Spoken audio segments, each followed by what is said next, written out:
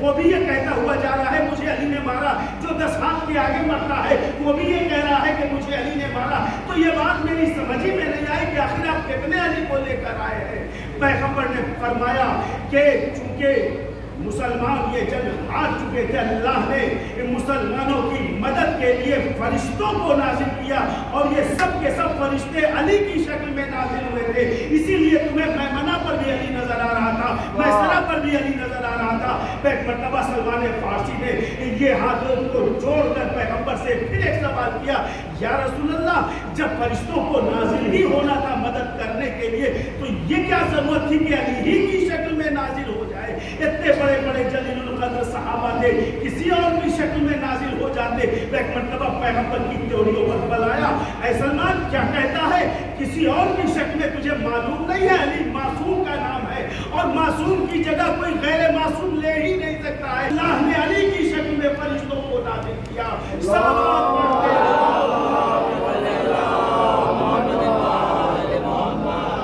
اللہ نے فرشتوں کو بھی بھیجا تو علی کی شکل میں. فرشتے معصوم, علی معصوم, لہذا فرشتوں کو علی کی شکل میں جنگ بدر میں پروردگار عالم نے بھیجا. وہ علی جو اپنے آپ میں بے مثال ہے شجاعت کے میدان. علی سے بڑا کوئی انسانیت میں آج تک کوئی شجاع پیدا ہی نہیں ہوا. اور اسی علی کے وارث کا نام عباس.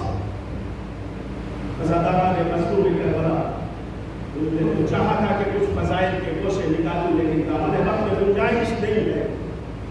ابھی اسی غازی کے نام سے موصول یہ علم مبارک برآمد ہوگا جس کی آپ سے عرض کرنے کے لیے یہاں بے چین ہو رہے. کون عباس؟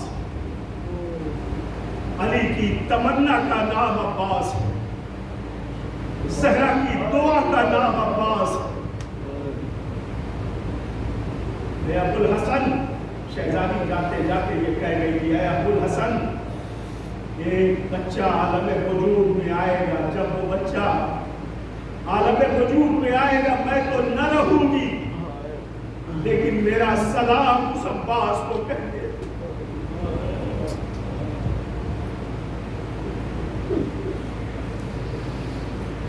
عباس کو میرا سلام کہہ دینا. اور یہی سلام جناب زینب کے حوالے سے بھی جناب زہرا نے عباس واقعہ آپ کو سنا ہوا ہے کہ جب جناب عباس آغوش بنید میں آئے اور بنید کی آغوش سے ہو کر ایک مرتبہ مولائے کائنات نے اپنے ہاتھ اپنی آغوش میں عباس کو لیا. جناب زینب آگے بڑھی, بابا کیا اجازت ہے کہ میں اپنے اس ننھے سے بہادر بھائی کو اپنے سینے سے لگا کر اپنی ماں کا کچھ پیغام پہنچا دوں؟ علی نے مرتبہ عباس کو جناب زینب کی آغوش میں دیا.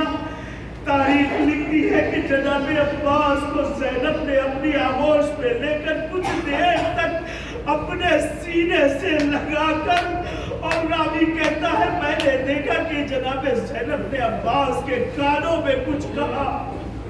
جب کہہ چکی جناب عباس کو مولا علی کے حوالے کر دیا تو ایک مرتبہ بابا نے پوچھا, بیٹی زینب مجھے اتنا بتا دو کہ تم نے میرے شیر عباس کے کانوں میں کیا کہا؟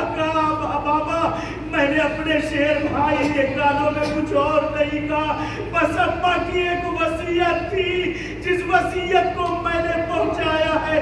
کہا وہ کون سی وصیت؟ کہا ابا جب دنیا سے رخصت ہو رہی تھی تو انہوں نے مجھے قریب بلا کر کہا تھا, بیٹی ارے جب عباس تمہاری آغوش میں آئے عباس کو میرا سلام کہنا. ارے میں نے اپنے بھائی کو اپنی ماں کا سلام. جزاکم ربکم خیر الجزا.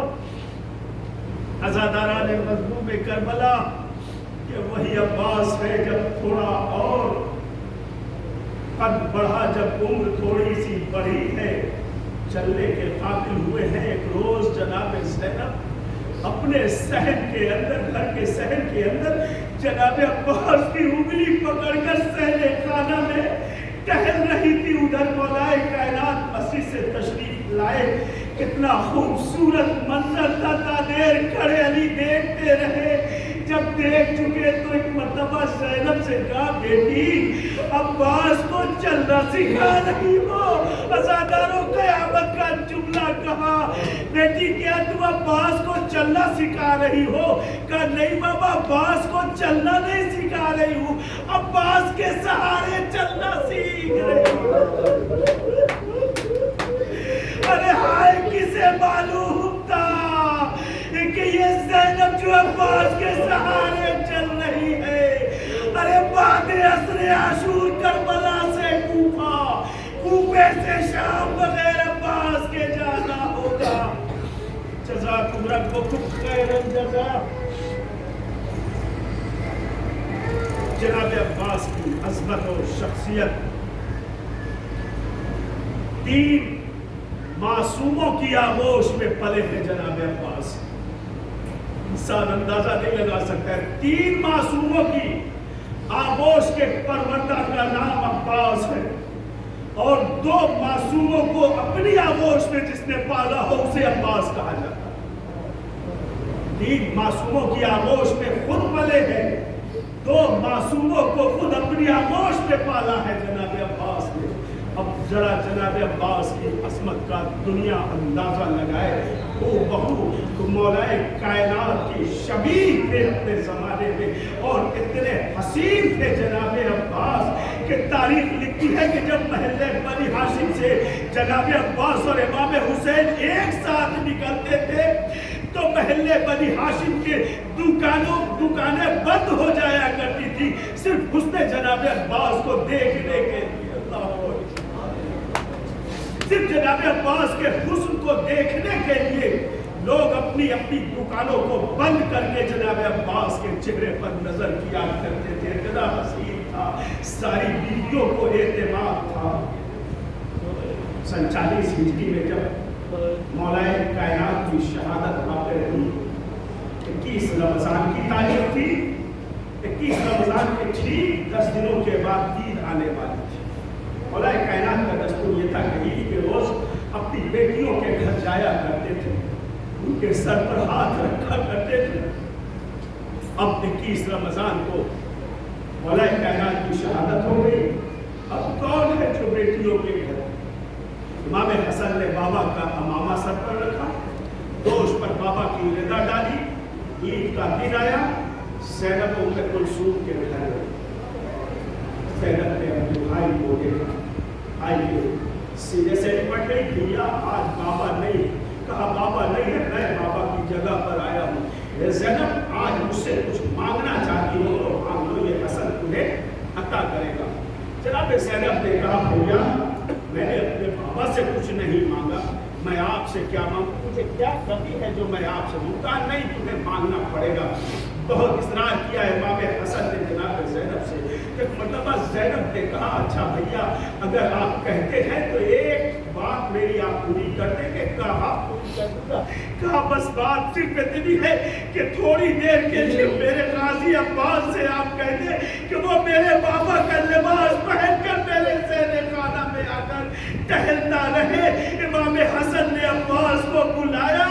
अरे बाबा का मामा सर पर रखा, दोष पर रिदा डाली और कहा जरा सहने जनाब ज़ैनब में टहल कर दिखाओ। अब ज़ादारो अब जो अब्बास सहने ज़ैनब में टहलने लगे, अरे ज़ैनब पछाड़े खाने लगी। इस वक्त मुझे बाबा की बड़ी याद आ रही है। मैं अपने शेर अब्बास को देखती हूँ तो मुझे मेरा बाबा याद आता है। रब्बुकुम खैरन जज़ा। वक्त गुजरता रहा, ये 14 बरस की उम्र थी। अब वक्त वो आया कि जब गाजी 34 बरस का हो गया। बस ज़ादारो खत्म किया मैंने 34 बरस का गाजी ही। अरे एक मर्तबा करबला का मैदान सज गया। अरे वो अब्बास जो मदीने से चले थे तो सैदान ये बड़े पर्दे का एहतमाम किया था। अरे जब चले थे तो एक मर्तबा महल्ले बनी हाशिम के गलियों के हर मोड़ पर जनाब अब्बास نے یہ بنیادی کر دی تھی کہ آج کی شب کوئی اپنے گھروں سے باہر نہ نکلے، اس لیے کہ آج نبی زادیہ محلے سے باہر جا رہی ہے۔ اللہ اکبر، اتنا پردے کا اہتمام۔ جب جناب عباس نے ساری بیویوں کو محل پر سوار کر دیا مدینے سے، اور یہ قافلہ مدینے سے کربلا کے لیے کوچ کرنے لگا، ابھی کچھ دور پڑھا تھا کہ ایک مرتبہ امام حسین کی نظر اس بوڑھی ماں پر پڑی جسے ام البنین کہا جاتا ہے۔ عصا کا سہارا کیے وہ بی بی قافلے کے پیچھے پیچھے آ رہی ہے، امام کی نظر پڑی۔ امام نے عباس کو کہا بھیا ذرا اپنے گھوڑے سے اترو، دیکھو مادر گرامی آ رہی ہے۔ اب جو عباس اترے تو کیا دیکھا، عصا کا سہارا کیے مادر گرامی چلی آ رہی ہے۔ عباس دوڑ کر ماں کے قریب گئے، قدموں پر سر رکھا۔ اماں آپ نے تو مجھے رخصت کر دیا تھا، یہ قافلے کے پیچھے آنے کی کیا وجہ ہوئی؟ ایک مرتبہ جناب ام البنین نے کہا، اے میرے لال عباس، بس 2 لمحے کے لیے اپنا وقت مجھے دے دو، ذرا روضہ رسول پر چلو۔ عباس کو لے کر روضہ رسول پر آئی، ادھر دیکھا ادھر دیکھا، جب کوئی نظر نہیں آیا، میں ایک مرتبہ روضہ رسول پر پہنچ کر اپنے سر سے جناب ام البنین نے ردا کو ہٹایا، عباس کا ایک ہاتھ لیا، لے کر اپنے سر پر رکھا، ایک ہاتھ ذریعے رسول پر رکھا اور کہا، بیٹا یہ بتاؤ تمہارے ہاتھ کہاں ہے؟ جناب عباس نے کہا، مادر گرامی میرا ایک ہاتھ روضہ رسول پر ہے، ایک ہاتھ آپ کے سر پر ہے۔ 3 مرتبہ اقرار لینے کے بعد ایک مرتبہ ماں ام البنین نے کہا، بیٹا اسی حالت میں وعدہ کرو تمہارے ساتھ تمہاری بہنیں جا رہی ہے، اے بیٹا جب تک تمہارے بازو سلامت رہیں گے سکینہ کو تماچے نہ لگنے پائے۔ جزاکم ربکم خیر الجزا۔ عزادارو یہ قافلہ کربلا کے لیے کوچ کر گیا تو محرم کو یہ قافلہ سرزمین کربلا پر وارد ہوا۔ عباس نے فرات پر خیمے نصب کیے، جن ہاتھوں نے خیمے نصب کیے تھے امام کی مرضی نہیں تھی، انہی ہاتھوں نے فرات سے خیمے ہٹا لیے۔ لو عزادارو شب عاشور آئی اور روز عاشورہ بھی آ گیا۔ اب کیا تھا، بازار شہادت گرم، کبھی محمد نے مقتل کی اجازت طلب کر لی، کبھی قاسم نے میدان کی اجازت لے لی، اکبر شہید ہو گئے، حبیب مارے گئے، امام کے قریب عباس ہاتھوں کو جوڑے آئے ہیں، اے میرے آقا غازی عباس کو بھی مرنے کی اجازت دے دو۔ امام نے کہا، عباس اب تم بھی مجھے چھوڑ کر جانا چاہتے ہو؟ عباس نے کہا، آقا آپ کے بعد جینا نہیں چاہتا ہوں۔ یہ کہہ کر ایک مرتبہ امام نے کہا، اچھا عباس لڑنے کی اجازت تو نہیں ہے، جا کر سکینہ کے لیے تھوڑا پانی لیا، بس 2 جملے عزاداروں مسائل کے اور شبیہ علم برآمد ہو جائے گا، سکینہ کے لیے پانی لے کر آؤ۔ جناب عباس خیمے کی طرف بڑھے، درے خیمہ پر 4 برس کی سکینہ اپنے چچا انتظار کر رہی تھی، نہ جانے چچا اور بھتیجی کی آنکھوں میں کیا اشارہ ہوا۔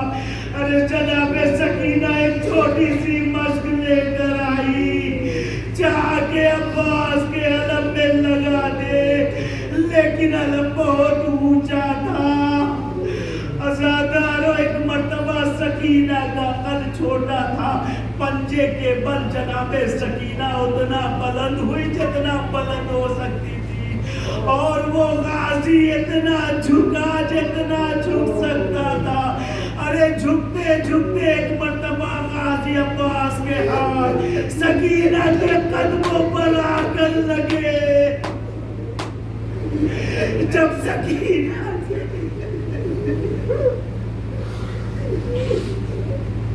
جب سکینہ کے قدموں پر غازی کے ہاتھ آئے، ایک مرتبہ سکینہ نے اپش کو پھینک دیا۔ اے چچا، آپ کو معلوم ہے میں 5 بابوں کی رشتہ دار ہوں، میں سکینہ آپ سے وعدہ کرتا ہوں آج آپ کے ہاتھ سکینہ کے قدموں تک پہنچے ہیں۔ اے میرے چچا، ارے آج کے بعد آپ کا یہ ہاتھ کبھی پیچھے نہیں ہوگا، یہ ہاتھ ہمیشہ علم کی شکل میں بلند رہے گا۔ اسادارت پوری کائنات میں غازی عباس کا علم ارے اتنا سر بلند ہے کوئی جھکا نہیں سکتا۔ لو اسادارو عباس مقتل کی طرف چلے، مشق سکینہ علم میں لگایا لے کر فرات پر پہنچے۔ ارے فرات پر پہنچنے کے بعد مشق سکینہ بھرا لے کر فرات سے باہر آئے۔ ارے شقی نے ایک مرتبہ ارے عباس کے ہاتھ قلم کیے، ارے عباس نے علم کو دوسرے ہاتھ میں لیا، دوسرا ہاتھ بھی قلم ہو گیا۔ ایک شقی نے عباس کے سر پر ایسا ارے